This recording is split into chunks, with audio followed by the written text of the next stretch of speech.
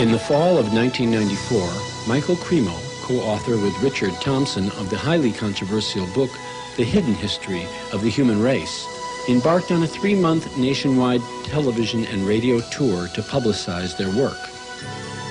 At the same time, a highly rated nationwide television program was aired dealing directly with the theme of their book.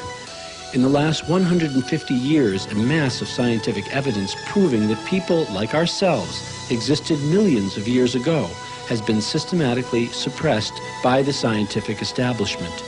The following are excerpts from these shows viewed or heard by more than 20 million people.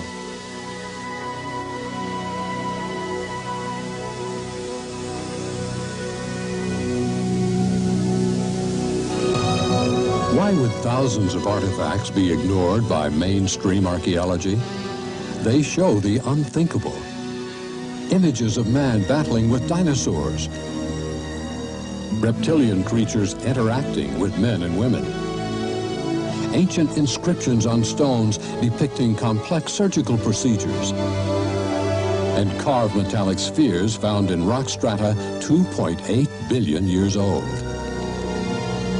This evidence points to one conclusion, that the history of life on this planet may be radically different than what is accepted today. In this program, The Forbidden History of Man, we will examine documented evidence which suggests that our theory of evolution needs to be completely revised. Much of this evidence has been known for hundreds of years, but it's been ignored because it directly contradicts theories which are universally accepted. We will hear reports from a new breed of scientists who have been labeled heretics for daring to challenge fundamental scientific theories. In their controversial book, Forbidden Archaeology, Michael Cremo and Dr. Richard Thompson have revealed a major scientific cover-up. Since the beginning of archaeology, researchers have found bones and artifacts showing humans like us existed hundreds of millions of years ago. But according to Thompson, these discoveries have been suppressed, and we have come to accept a picture of prehistory that is largely incorrect. Thompson and Cremo have documented hundreds of cases which tell a gripping story of a scientific world shrouded in conspiracy and deception.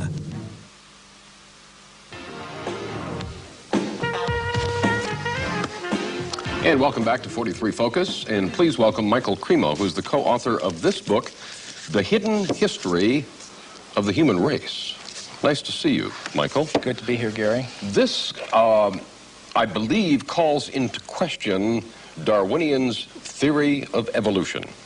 Is that correct? Yes, Gary. Essentially, that theory says that human beings like us have been around for about 100,000 years. And before that, you would have had only ape-man-like creatures. Before that, apes and monkeys. What we found, however, when we looked into the entire history of archaeology, my co-author and I did 8 years of research. We looked at every archaeological discovery that's ever been made, and what we found is that there are hundreds of such discoveries that indicate human beings like ourselves have been around for literally millions of years. What's been the reception to this book? Oh, there's been, from the spokespersons of the scientific establishment, there has been absolute outrage. You know, for example, how dare you come up with any kind of Well, like Richard Leakey, for example, he said this book is, pure humbug. Nobody would take it seriously but a fool. On the other hand, we've had many scientists and scholars say this is a wonderful book. It's really great that finally somebody has brought together all this evidence, because a lot of it's not available in English. We had to do 8 years of research, translate papers from German, Russian. You referred to, in India, the Vedic literature? Well, yes. What is that? I was saying in the beginning that we do take our inspiration from these ancient Sanskrit writings of India. They're collectively called the Vedas. Among them are the Puranas. Purana is a Sanskrit word. It means history. Now, these histories tell of human civilizations on this planet going back millions of years. How do we know those are accurate? Well, that was our question, too. Richard Thompson and I, we thought, well, if if there's any accuracy to those statements, there must be some factual evidence to back them up. Now, when we looked in the current textbooks, of course, we didn't find any such evidence, but we thought, well, let's look a little bit further. And as I said, that led to an 8-year research program where we investigated every archaeological discovery ever made. And what we found is that, practically speaking, archaeologists and anthropologists have buried almost as much evidence as they've dug up. In other words... Or perhaps overlooked, cast aside? Well, yes, cast aside. And there have been some outright cases of suppression where people who have reported such things have had their careers ruined. We should never, I don't think, be afraid to investigate opposing points of view. And the hidden history of the human race is something that is in direct opposition, I guess, to the Darwinian theory of evolution. This human person who looked like us, existed millions of years ago, did not evolve from an ape, as we are led to believe in the Darwin theory. Why has this evidence been suppressed, and what kind of evidence have you found to support this? Well, I'll give you a very good example. Now, one example from historical times is during the California gold rush days, miners were digging tunnels thousands of feet into the sides of mountains.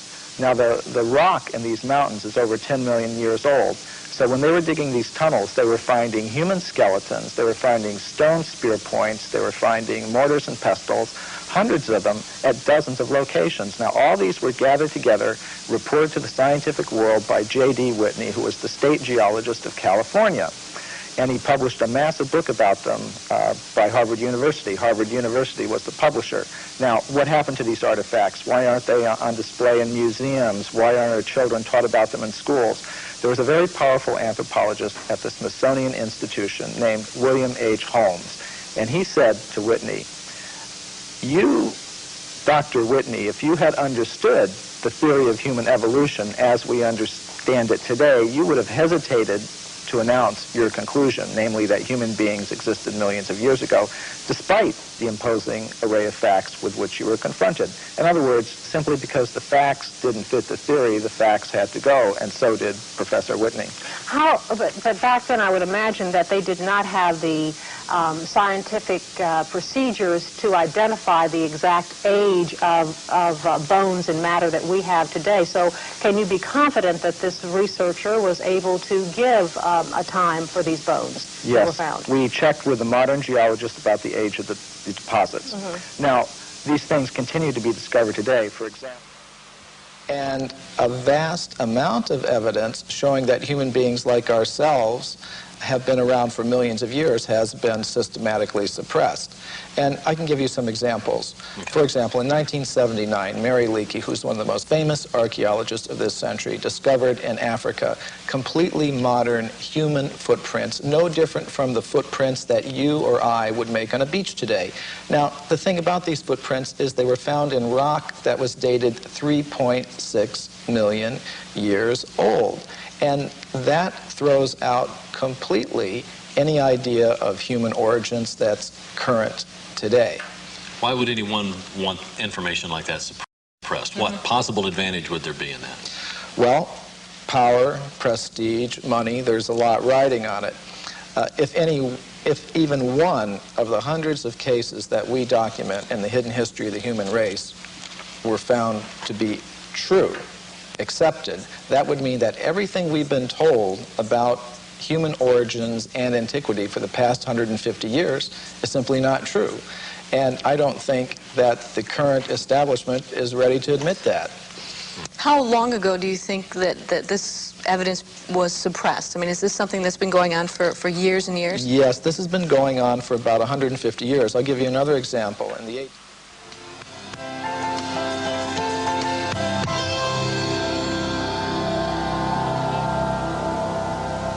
Following what it is that you have uncovered from other people's findings in this type of thing, do you believe that man existed with the dinosaur, for example, to give people a general idea of how to pinpoint? Right, that's a very good question, Michelle. And from the evidence that we've uncovered, we have some very good reports of a human presence even before, the time of the dinosaurs. For example, in the 1840s, there was a scientific magazine called The Geologist, and it reported that in Macoupin County, Illinois, which is right here in North America, in the United States, a human skeleton, just like ours, had been uncovered in a coal mine, in solid coal, 90 feet deep underneath the ground. Now, Richard Thompson and I were able to discover from the reports exactly where that occurred. And we talked to the Geological Survey of the state of Illinois, and we asked them, well, how old is the coal there? And it turned out it was 300 million years old, which means it's older than the Jurassic, that word everybody knows now, that refers to the dinosaurs. In other words, it was older than the age of the dinosaurs. Wow. Okay, so that throws a whole new spin on it. Yes, indeed it does. And some of the scientists who have read the book have obviously recognized that. For example, William Howells, who is one of the big anthropologists of this century, one of the architects of the current paradigm, he said, well, if what you say here is true, it more or less throws a monkey wrench into our whole picture of how life originated on this planet. And I think it does. Something you alluded to a few moments ago I want to bring up again. You talked about man coexisting with apes and coexisting with another kind of ape-man creature, and you again mentioned North America, and I think, of course, there's always been a lot of interest in Bigfoot, which is essentially where this is coming from. Some of the information that you brought forward is that this is just a descendant of this same wild man creature that was existing years ago.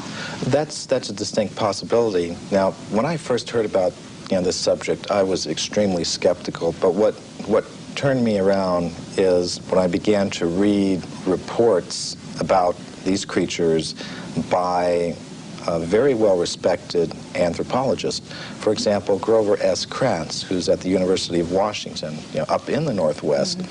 He has extensively studied the footprints of these creatures, and he says they're biologically convincing. There is no possible way that they could have been hoaxed, and he's pretty well convinced that these creatures do exist. So that's the sort of thing that convinced me that there is a very good chance that they're there, and from the descriptions of these creatures, they seem to match very well some of the descriptions that we get of the ape-man-like creatures that supposedly existed millions of years ago. Okay, so, but yet we keep coming around to the same thing. People just don't want to believe it. They just, like you said, well, they're skeptical. They go, oh no, that's just a hoax. They're not hearing the information that noted scientists are finding. Well, all we really wanted to do in our book is put the facts on the table, all of them, not just the facts that you will see in the current textbooks, but all of the facts that are relevant to this whole subject, and let people draw their own conclusions. One of the questions I first came up with when I was reading the book that you did answer in the book that I'd like you to explain was that I said, well, gee, don't we have all these machines now that can look at the footprints or the bones or whatever, and that will just tell us how old it is? Oh, this is a very common perception. We have such faith in technology and those who employ it that when we hear about things like carbon-14 testing or potassium-argon testing, we think it really is a very simple process, almost like you pop something in the microwave and boom, it comes out. It's not like that at all. These are very complicated procedures. What I found in practice is that scientists may run several tests on the same piece of bone. Some of the ages will be very great, some very small, and they will tend to pick the date to publish in their scientific literature that most fits the idea that they start out with about how old the fossil should be. Now that often happens. What do scientists and researchers have to gain by distorting their findings? I mean, you would think that if they truly think that they found evidence of man pre-existing the dates that we take for granted right now, that they would want to be published, that they would want people to hear about this, that they would get their name up in lights, as it were, as making this remarkable discovery. Why is this so suppressed? Well, there are tremendous pressures for conformity within the scientific community. For example, for every academic post that opens up, every professorship that opens up in an American university, there are generally hundreds of applicants. Mm-hmm. And it does not help your reputation if you go reporting things that should not be reported. It could be very bad for one's reputation. And in our book, we document several cases of that. For example, Virginia Steen McIntyre. She's a geologist who I personally know. She lives in Colorado now. She went to Mexico in the 1970s, and she was a geologist with the U.S. Geological Survey. She dated a site there where some human artifacts have been found at 300,000 years. Mm-hmm. All her test results show that that was the age of that site. But because that went against the dominant idea that human beings have only been in North America for 30,000 years, she said she was not able to get the report published. She was labeled a publicity seeker and a maverick in her community of scholars, and she said she eventually lost a professorship that she held at an American university because of this, and hasn't been able to work as a geologist since. Now, this is not the normal picture that we have of how science works, but unfortunately, these are the sorts of things that can happen, and these are the sorts of pressures that can be applied in order to keep a certain view intact. Mm-hmm. So what do people need to do now? They apparently, we need the public to open their minds up a little bit more to alternative ideas to what we've been taught. Well, I think one thing we need to do is develop a little bit more of a healthy skepticism towards pronouncements from spokespersons from the scientific community.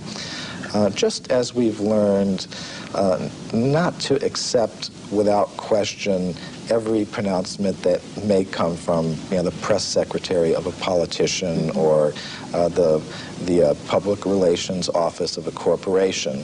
We may want to dig a little further, keep an open mind, have some healthy skepticism, and I think perhaps we've placed spokespersons from the scientific community on a little bit of a pedestal, and we may need to give them the same sort of treatment that we would give to spokespersons from other groups in society.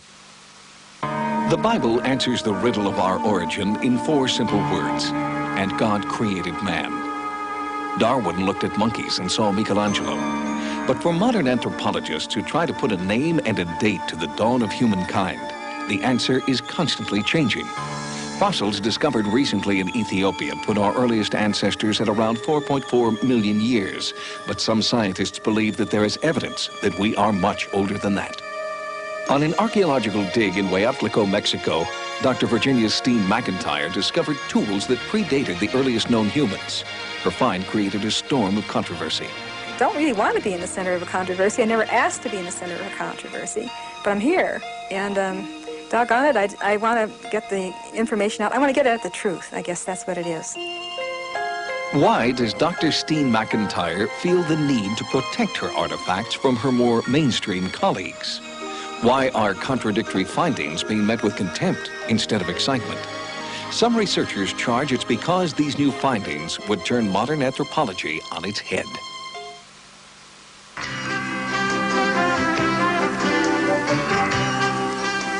Welcome back to Talkin' Pittsburgh. Nice to have you with us. And this next segment should prove very interesting to you. How old are we? I mean, as a race. How old are human beings? How long have we been on the face of the earth? Well, science says one thing, and this book, The Hidden History of the Human Race, says a major scientific cover-up is exposed, and it claims that scientists are sort of hiding things. Michael Cremo is an author and researcher specializing in the history and philosophy of science, and he, along with Richard Thompson, incidentally, Richard Thompson got his PhD in mathematics from Cornell University. Michael Cremo, what is your background? More in journalism? I'm an investigative writer. Investigative writer. In other words, you did most of the writing of the book? Most of the writing and investigating. I have to give you credit for this. Here's one testimonial that says, hidden history is a detective novel as much as a scholarly tour de force. The murderer is not the butler, neither is the victim, a rich old man with many heirs. The victim is man himself, and the role of the assassin is played by numerous scientists. That's in talking about this book. And down here, this is where I give you credit. You put in here, here's another testimonial. Your book is pure humbug and does not deserve to be taken seriously by anyone but a fool. That's an anthropologist who represents the scientific establishment's viewpoint. Where do you differ with the scientific establishment in this book? Well, you're right. This book is causing shockwaves in the scientific community, and where we differ is, and let's just put the facts on the table and look at them and see how they've been dealt with. Now, I can give you another example. Yeah, there is one thing, though. Yeah. Your scientific delvings, if you will, have to be tempered, as everyone's is, by their own feelings. Yes. Now, you are a member of the Hare Krishna Society, the International Society for Christian Consciousness, as is your co-author. That's true. Okay, you could have an ulterior, even if you were trying not to. Right. Now, Hare Krishna believes in old souls, right? I mean, that we have been here for forever. Yes. Now, yes, I am a member of the Bhaktivedanta Institute, which is the science studies branch of the International Society for Krishna Consciousness. And we do take some inspiration from the Vedic literatures of India, which do contain accounts of human civilizations being present on this planet millions of years ago. But my point would be, if archaeology is actually a science, then it shouldn't matter, what your motive is. It's like bowling. If you bowl a strike, who cares if you're doing it for this reason or another? I mean, facts are facts. Now, the facts that we've uncovered... we know statistics can be distorted for whichever way someone wants them to be distorted. We know that. Right. You and I could take the same statistic and change it around and make it look different. So let's look at them. And on the other hand, other people, and I think we've documented this in the book, that there is a commitment to this idea that we have a recent origin on this planet that is itself biasing the presentation of the Let me facts. tell folks, if they want to learn more about what you've written about, The Hidden History of the Human Race is the book. And this is Michael Cremo. I thank you so much for being with us.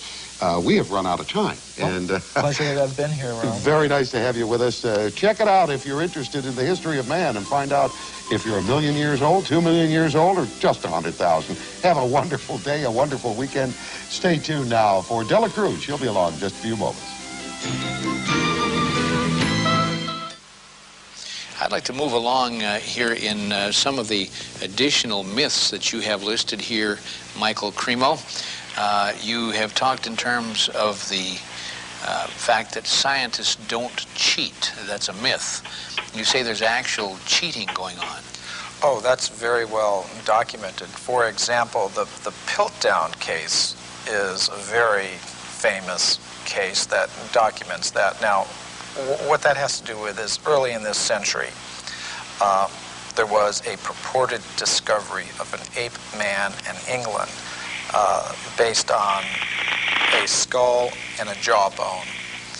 And this Piltdown ape man, was in the science textbooks for about 40 years.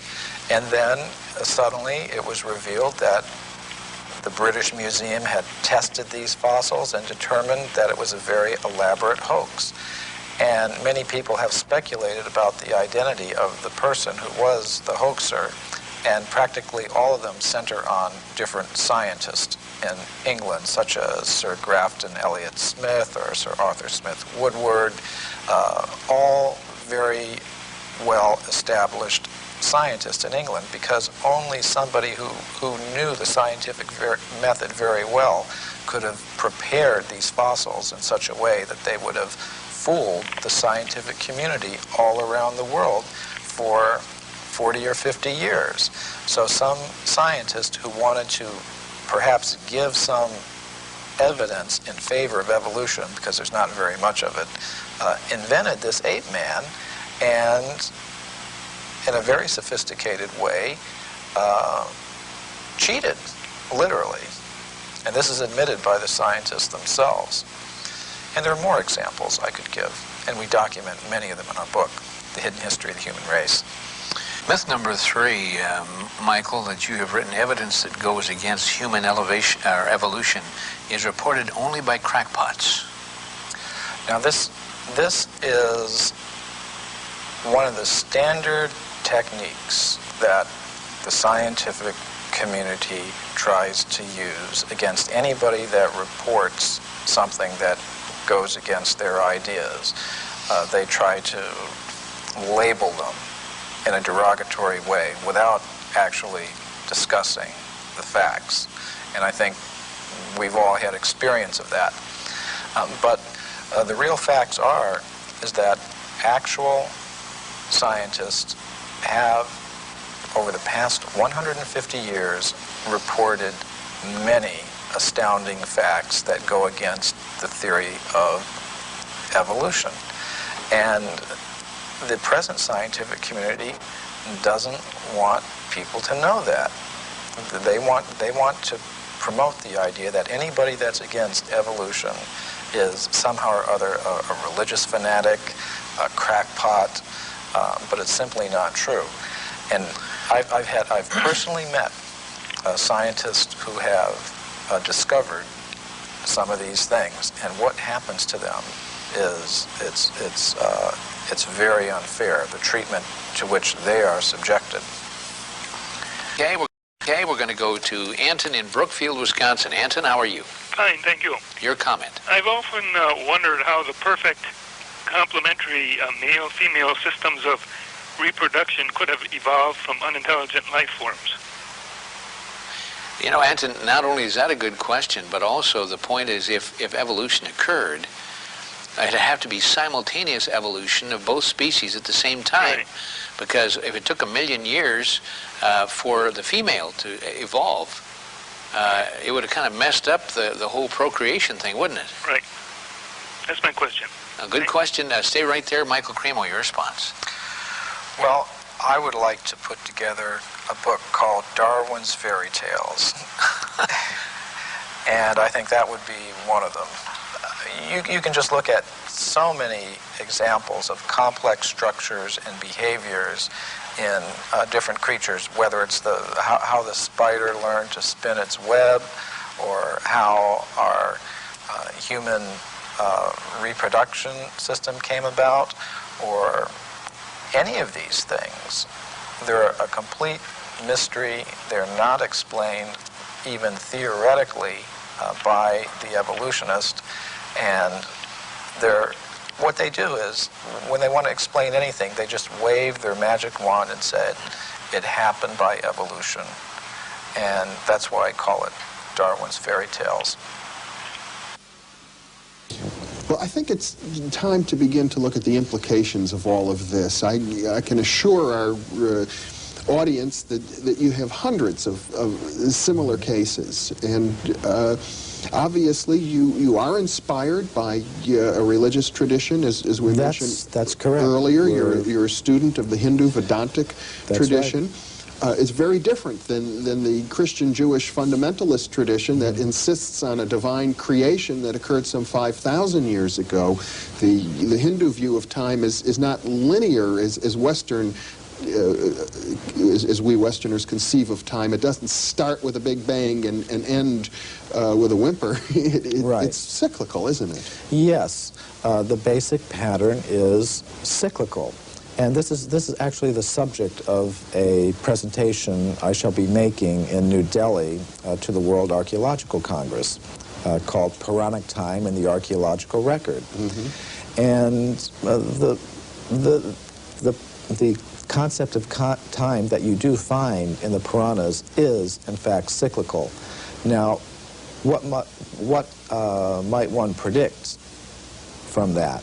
Say if you have civilizations coming and going over vast periods of time, perhaps you might have humans and other ape-man-like creatures coexisting. I will mention that the Puranas do talk about intelligent races of ape-like creatures that use stone tools. This is not an idea that came in with Darwin. It's been there for thousands of years. Now, what might one predict from that? If you were to predict what archaeologists might find, you would say, well, they would tend to find a very bewildering mixture of anatomically modern human fossils, ape-man-like fossils, crude stone tools, articles indicative of a higher level of culture, all sort of mixed up and going back, hundreds of millions of years. I think you might also predict that given the biases of investigators towards a linear progressive idea of time, with things beginning in a very simple state and progressing in a linear fashion to a more advanced state, that they might edit that record to conform to their linear progressive biases. And indeed, both predictions we found in our investigations do come true. You actually do have that very bewildering, mixture of advanced artifacts and bones mixed up with more primitive ones, going back hundreds of millions of years. And you also do find a very systematic editing of this record to conform to a linear, progressive, you might call it evolutionary, view of things, which is quite amazing.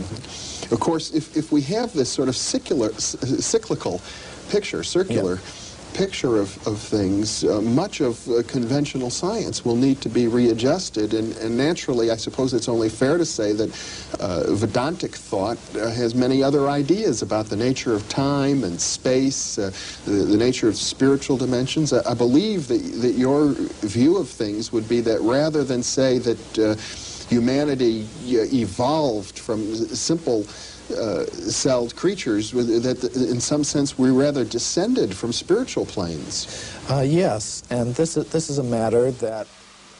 Ron in Waukesha, Wisconsin. Ron, how are you?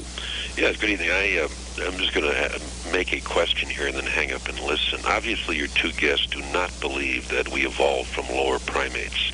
And interestingly enough, one of them comes from a Judeo-Christian background and one not. Right. Now, my question is, if we did not, then where do you two people feel we did come from? And I'd like some hard evidence of a Garden of Eden. Thank you. Okay.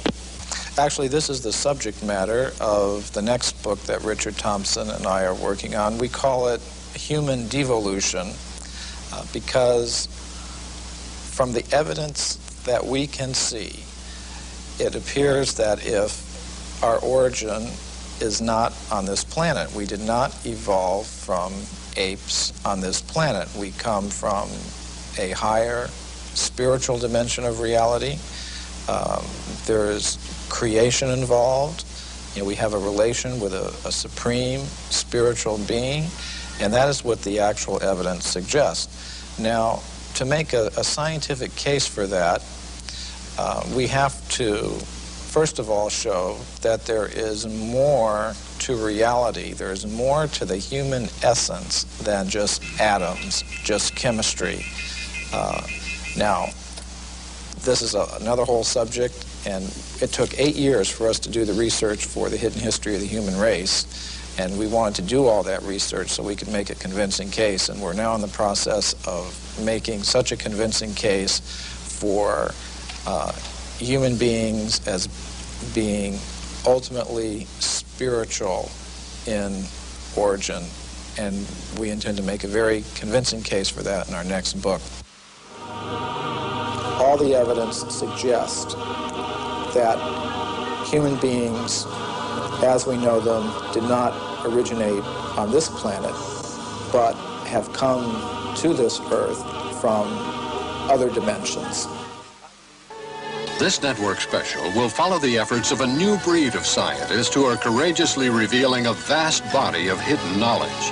Carved stones, ancient statues, and human artifacts have been ignored by the academic establishment to protect their long-held theories of human origins.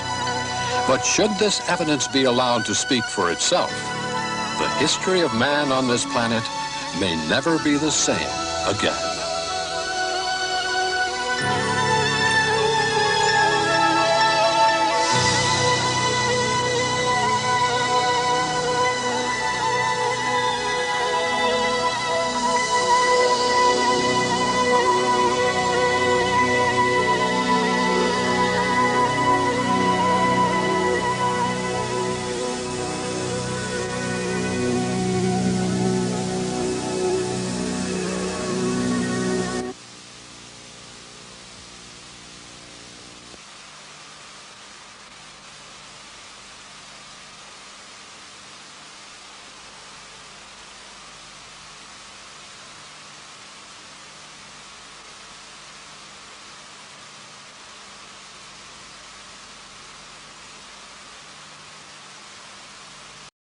The complete title is Human Devolution, a Vedic Alternative to Darwin's Theory. In my last book, Forbidden Archaeology, I presented evidence that contradicts the evolutionary theory of human origins. So people asked me, if we didn't evolve from the apes, then where did we come from? So I answer that question in this book, Human Devolution. In this book, I say before we ask the question, where did human beings come from, we should first ask the question, what is a human being? We should know what it is we're trying to explain. Today, many scientists will say that a human being is simply a combination of the ordinary material elements. But if we look at all the evidence that comes to us from science, we will see that it is more reasonable to say that a human being is a combination of three things. Ordinary matter, yes, that's part of what a human being is, but beyond that, there is a subtle mind element, and beyond that, there is an element of pure consciousness, or spirit, if you like that word. So, a human being is a combination of matter, mind, and consciousness, or spirit. And there is scientific evidence for this. We don't have to speak about the ordinary matter because everyone already accepts that.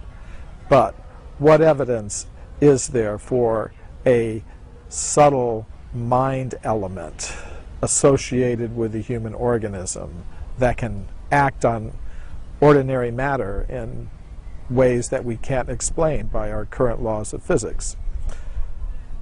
One type of evidence comes from experiments with random number generators.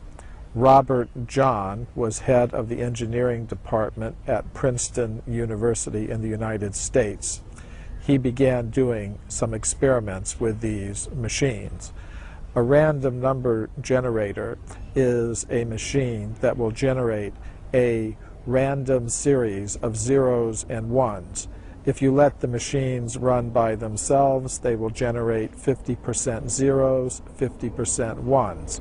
But John recruited students from Princeton University to sit in front of these machines. And they were instructed to simply will mentally that the machines, for example, generate more zeros than ones. The experiments have gone on for over 10 years with thousands of trials. And they have found that the students were actually able to do this. They were actually able to influence the machines to generate more zeros than ones or more ones than zeros, simply according to their mental intention. This provides evidence for a subtle mind element associated with the human organism that can act on ordinary matter in ways that we really can't explain by our current laws of physics. Is there any evidence for a conscious self that can exist apart from the body, apart from the mind? There is. It comes from medical reports of out-of-body experiences. There are times when a person should be completely unconscious. For example, during a heart attack, blood stops flowing to the brain. Medical instrumentation shows that the brain waves cease. During such moments, a person should be completely unconscious. However, some people in this condition report separating from their bodies and observing what the doctors and nurses trying to revive them are doing. And these experiments have been duplicated in many countries. Physicians in many countries have noted this phenomenon and have concluded it is genuine.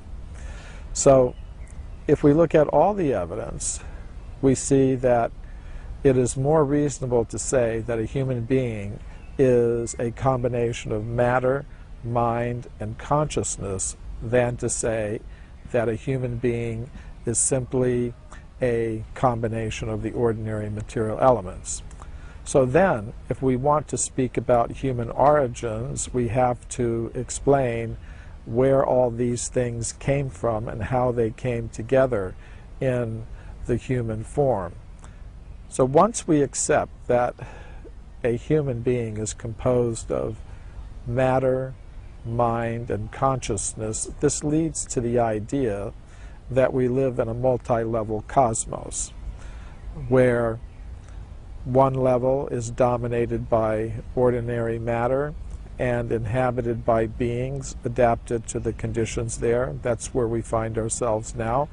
But beyond that, there is a level of the cosmos dominated by the subtle mental energies and inhabited by beings adapted to the conditions there.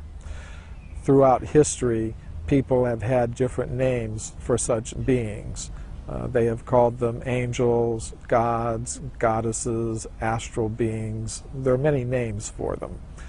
However, beyond that, there is a level of pure consciousness or spirit inhabited by beings adapted to the conditions there. One thing we notice about consciousness, it's individual, it's personal. This suggests that the source of all conscious beings is also individual and personal. It is possible to stay on the level of pure consciousness or spirit, living in harmony with the source of all conscious beings.